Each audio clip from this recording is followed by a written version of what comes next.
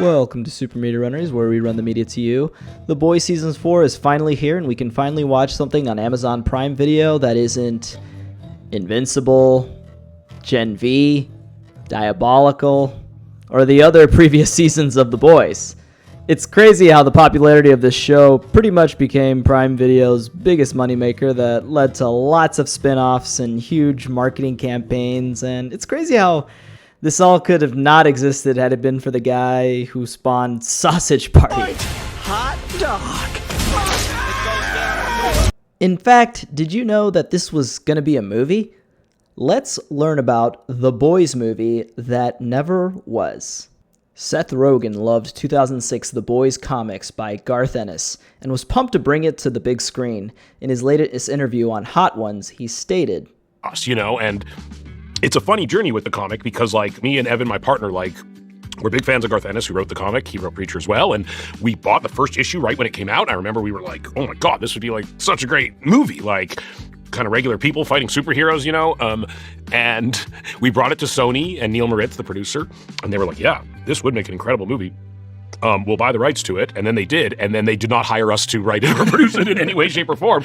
So what happened? In a Rolling Stone interview with The Boys co-creator and illustrator Derek Robertson, he recalls how earlier attempts to bring the comics to the big screen were made that included an Adam McKay directed trilogy. The story is that once the rights to The Boys were purchased by Sony, it started getting passed around and developed, but never anything tangible came to fruition.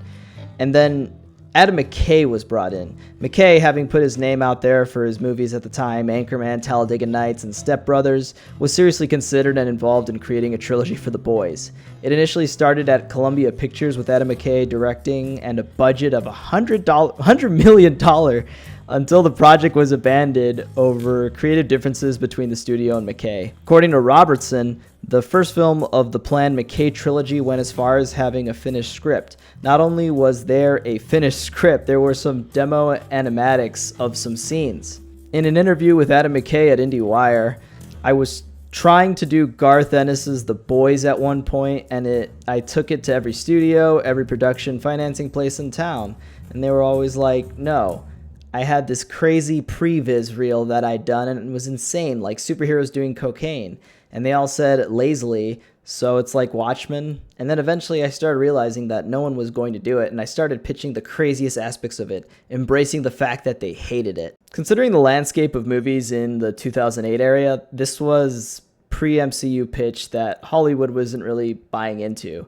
Consider that McKay really pushed for an R rating. This was likely a gamble for any studio to consider. As for the completed script and animatics, I have yet to really find any of these things online anywhere, and likely was not archived by any parties involved in the dealings. In short, the film trilogy would never have come to fruition, and everything about it was scrapped around April 2016. 8 years. But that's how it came back to the lap of Seth Rogen, who would serve as executive producer of the Amazon TV adaptation of The Boys that we know today. And that's the history of The Boys movie that never was.